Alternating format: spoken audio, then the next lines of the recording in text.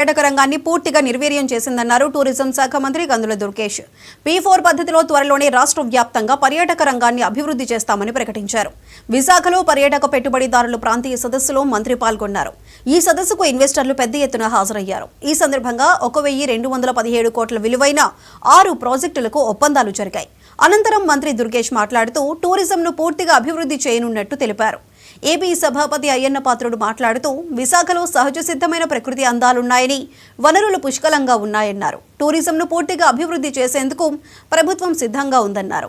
పెట్టుబడిదారులతో సమావేశాలు నిర్వహించి వారికి అవకాశం కల్పిస్తే పర్యాటక రంగం పూర్తి స్థాయిలో అభివృద్ధి చెందుతుందన్నారు సభాపతి అయ్యన్న పాత్రుడు.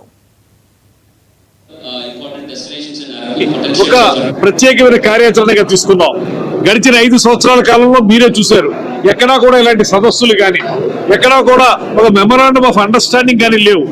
పైగా లేకపోగా ఇదే విశాఖపట్నంలో టూరిజం డిపార్ట్మెంట్ వారికి అత్యధిక ఆదాయం ఇచ్చేటువంటి రుషికొండ రిసార్ట్స్ ని పడగొట్టి వాళ్ళు ఒక ప్యాలెస్ నిర్మించుకున్న సందర్భాన్ని కూడా చూసాం.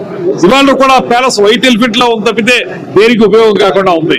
దాని ద్వారా ప్రతి సంవత్సరం కోట్లాది రూపాయల ఆదాయం వచ్చేటువంటి పర్యాటక శాఖ ఆదాయాన్ని గండికొట్టినటువంటి ప్రభుత్వం ఆ ప్రభుత్వం అయితే ఇవాళ కొత్త ప్రాజెక్టులకి MOUలు చేసుకుని కొత్త వాళ్ళని ఆహ్వానించి అన్ని ప్రాంతాల్లోనూ కూడా ఒక పక్కన టెంపుల్ టూరిజం, మరో పక్కన ఎకో టూరిజం, మరో పక్కన వెల్నెస్ టూరిజం, ఇంకో పక్కన అడ్వెంచర్ టూరిజం, ఇంకో పక్కన మైస్ టూరిజం, ఇంకో పక్కన అగ్రి టూరిజం, ఇలాగ అన్ని రకాల టూరిజం యాక్టివిటీస్ ని, వాటర్ స్పోర్ట్స్ ని, రివర్ ఫ్రంట్స్ ని, వీటన్నింటినీ కూడా డెవలప్ చేయడానికి ప్రభుత్వం సిద్ధంగా ఉంది.